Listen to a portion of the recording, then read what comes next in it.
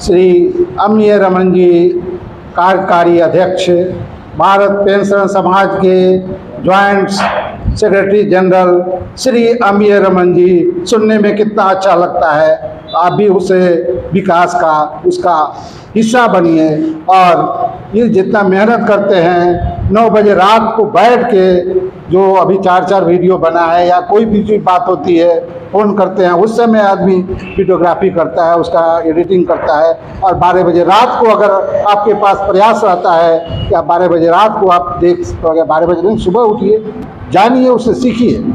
तो भारत पेंशन समाज के जॉइंट सेक्रेटरी जनरल एवं हमारे पूर्वोत्तर रेलवे पेंशन एसोसिएशन के कार्यकारी अध्यक्ष श्री अमीय रमन जी का आमंत्रित मैं कर रहा हूं। श्री अमीय रमन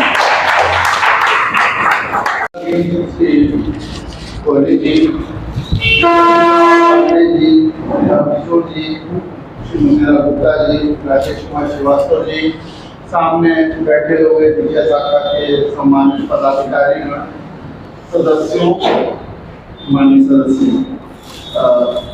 काफी कुछ इन्होंने मेरे बारे में कह दिया। सच पूछे तो मैं उसका पात्र नहीं हूँ। बहरहाल ये नहीं बोल रहे थे, इनका प्यार बोल रहा था, इनका स्नेह मेरे प्रति बोल रहा था। श्री गुप्ता जी एक बड़ी अच्छी बात कही इन्होंने कि आज के डेट में जो सबसे बड़ा हथियार है वो ना अनशन है, ना धरना है, सोशल मीडिया।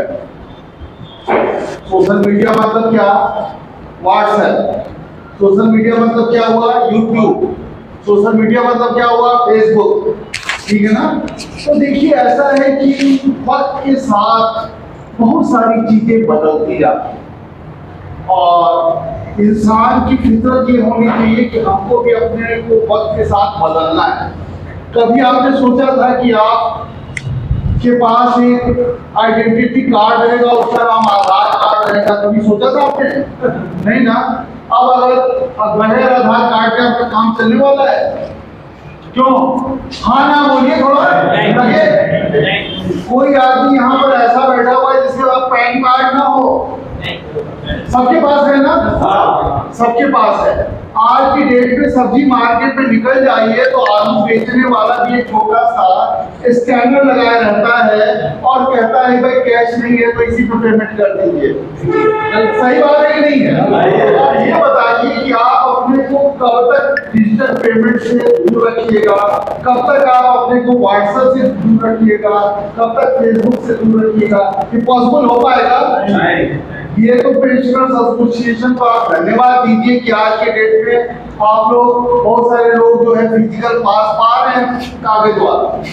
आने वाले वक्त में क्या है, ये फिजिकल पास भी बंद होने जा रहा है। ओके, दूसरी चीज और बताएं आपको, अभी हम लोग अगस्त के महीने में चल रहे हैं, सितंबर अक्टूबर के महीने से 80+ वालों को जीवन प्रमाण पत्र जो देना है ना, तो जीवन प्रमाण पत्र के लिए भी ये निर्देश हो गया है कि ये डिजिटल माध्यम से, यानी मोबाइल के माध्यम से अपना फेस का, चेहरे का वो प्रमाण पत्र बनाइए और भेज दीजिए उस पर। तो बैंक में जमा नहीं करेगा, बैंक में अब तक जैसे बाबू बैठता था वैसे नहीं बैठेगा। तो 1 अक्टूबर से लेकर 30 अक्टूबर तक, सॉरी 31 अक्टूबर तक डिजिटल जो लाइफ सर्टिफिकेट है वो जमा होने वाला है। 80+ वाले करेंगे और 1 नवंबर से लेकर 30 नवंबर तक 80 के नीचे वालों को अपना जीवन प्रमाण पत्र देना है।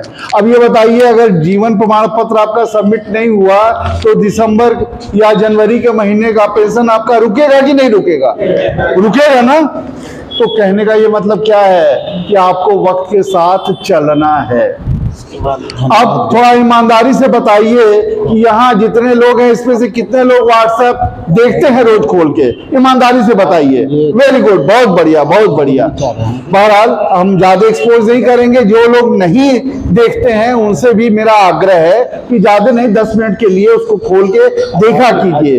उसमें क्या है, रोज नया नया समाचार उसमें दिया जाता है, बहुत सारी बातें बताई जाती हैं। दोस्तों, थोड़ा सा हमको इस बात को बताते हुए थोड़ा गर्व महसूस होता है, अच्छा भी लगता है कि भाई मैं तो आपके बीच का एक साधारण कार्यकर्ता रहा हूँ। भारत पेंशनर समाज जिसके बारे में बताया गया कि आज के डेट में वहाँ का ज्वाइंट सेक्रेटरी जनरल में हो गया, तो वो जो ऑर्गेनाइजेशन है वो ऑर्गेनाइजेशन सिर्फ रेलवे का नहीं है, वो पेंशनर्स एसोसिएशन का एक बहुत बड़ा फेडरेशन है। जैसे गोरखपुर यूनिवर्सिटी में बहुत सारे डिग्री कॉलेज हैं, होते हैं कि नहीं होते, बहुत सारे डिग्री कॉलेज हैं, ऐसे ही वो एक ऐसा बड़ा संगठन है, देश का सबसे बड़ा संगठन है, जिसके साथ बहुत सारे पेंशनर्स एसोसिएशन जुटे हुए हैं। और वो पेंशनर्स एसोसिएशन केवल रेलवे वाले नहीं हैं, बल्कि रेलवे से अधिक अलग हटके होम मिनिस्ट्री से जो रिटायर्ड हैं, फाइनेंस मिनिस्ट्री से रिटायर्ड हैं, पोस्ट एंड टेलीग्राफ से रिटायर्ड हैं, बैंक से रिटायर्ड हैं, LIC से रिटायर्ड हैं, और तो और आज मैं वहाँ के मैनेजमेंट कमेटी के उस पे देख रहा था, tea board, coffee board, Navodaya Vidyalaya संगठन, केंद्रीय विद्यालय संगठन, समझ रहे ना, जयपुर इंस्टीट्यूट ऑफ टेक्नोलॉजी, ऐसे ऐसे बड़े बड़े जो इंस्टीट्यूट्स है, बड़े बड़े यूनिवर्सिटीज हैं, वो सबका जो पेंशनर्स एसोसिएशन है वो उससे एफिलिएटेड है। अब वहां पर ज्वाइंट सेक्रेटरी जनरल का मतलब ये हुआ कि हमको सिर्फ रेलवे का नियम कानून ही नहीं देखना है, बल्कि उन लोगों का भी दुख दर्द हमको देखना है, समझना है, उनकी समस्याओं को भी देखना है। यहाँ पर हम लोग RELHS वाले हैं, बाकी लोग CGHS वाले हैं, कुछ लोग जो है ESIC वाले हैं, कुछ लोग आर्मी वाले हैं, डिफेंस वाले हैं, डिफरेंट टाइप का मल्टीफेरियस जॉब हो गया।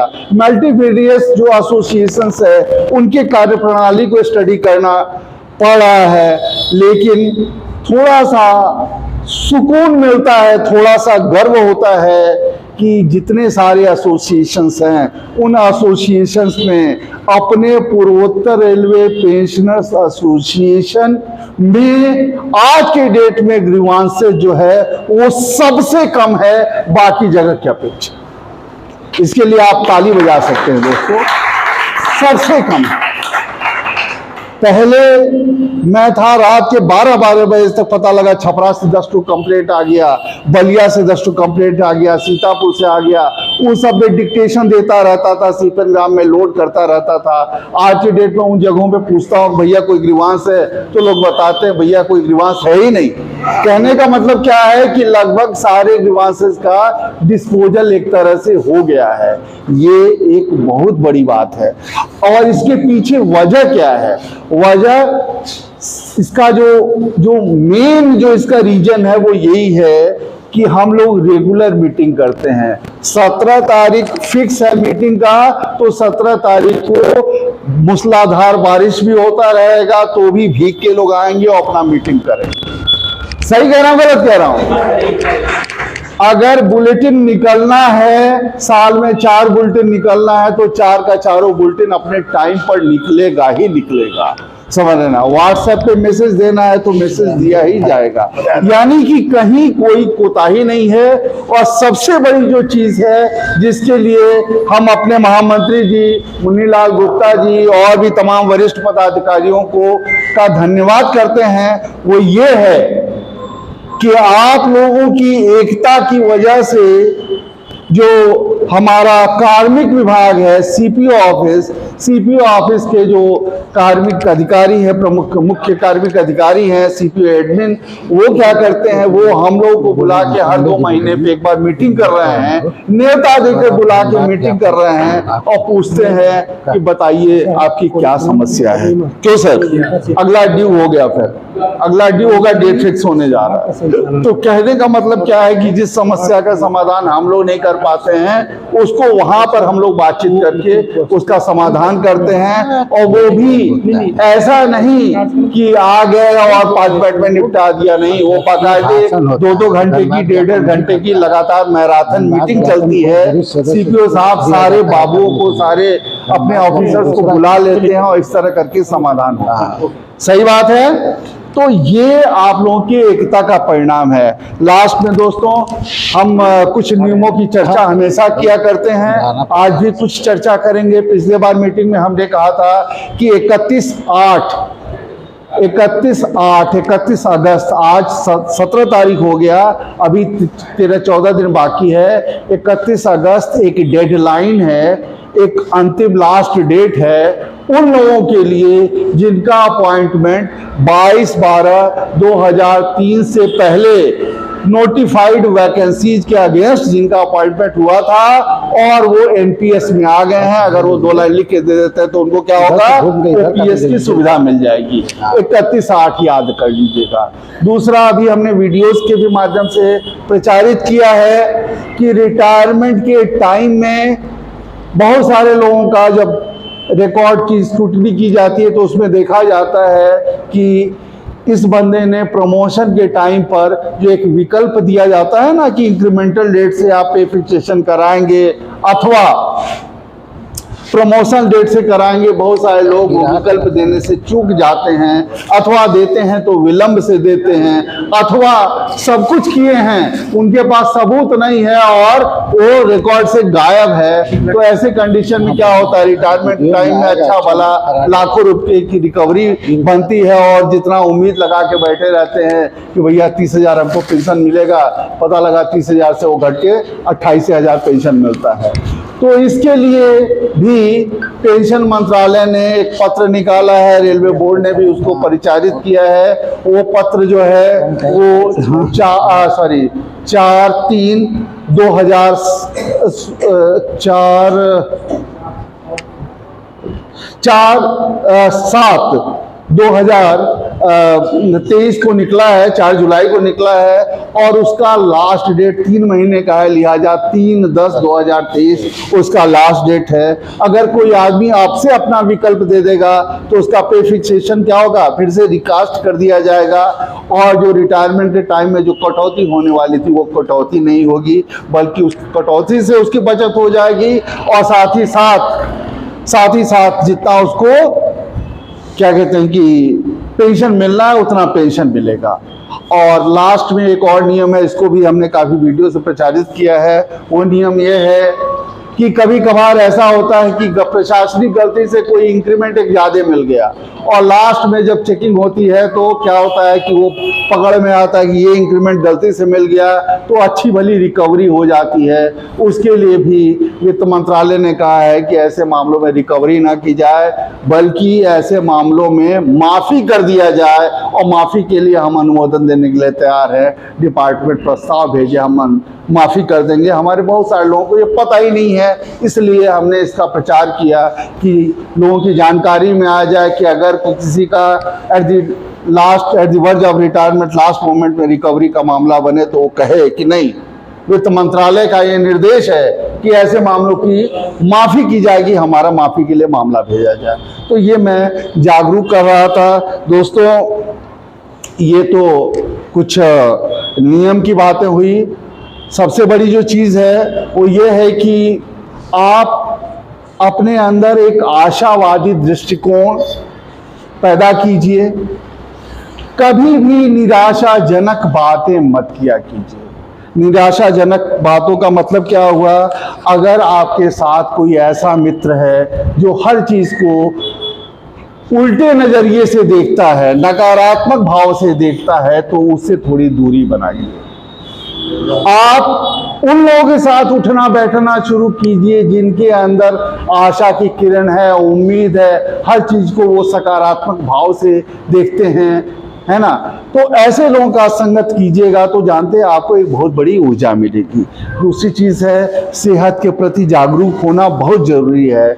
यहाँ पर जितने हमारे बैठे हुए लोग हैं अथवा हमारे एसोसिएशन के जितने लोग हैं, हम सबके बारे में एक ही कामना करते हैं कि सब लोग 100 वर्ष जिएं, जीवेम शरदा शतम, शतायु हों सब लोग। और शतायु होने के लिए क्या करना पड़ेगा, आपको बिल्कुल फिट फाट अपने को रखना पड़ेगा। हमारे कोहली साहब 87 ईयर्स के, 87 है सर, 86 ईयर्स के हैं। किसी नौजवान से क्या कम दिखते हैं? हाँ ना बोलिए। क्यों? इसलिए क्योंकि 4:30 बजे उठते हैं और पूरा रामगढ़ताल का एक राउंड मार आते हैं, पूरा रामगढ़ताल का एक चक्कर मार आते हैं। तो सवाल ये है कि अगर हम लोग भी नियमित रूप से टाइम पर उठे हैं और जो भी अपना टहलना है, घूमना है, व्यायाम करना है, उसको हम करेंगे तो क्या होगा, हमारा शरीर फिट फाट रहेगा। क्यों? सही बात है कि नहीं है? ये जो निकलने वाला तोंद निकलने वाला जो हिसाब किताब, वो क्या हो जाएगा, सटक जाएगा। जैसे हमारे रिखा साहब का है, पांडे जी का है, यहाँ पे देखिए मुखर्जी साहब का है, किसी का है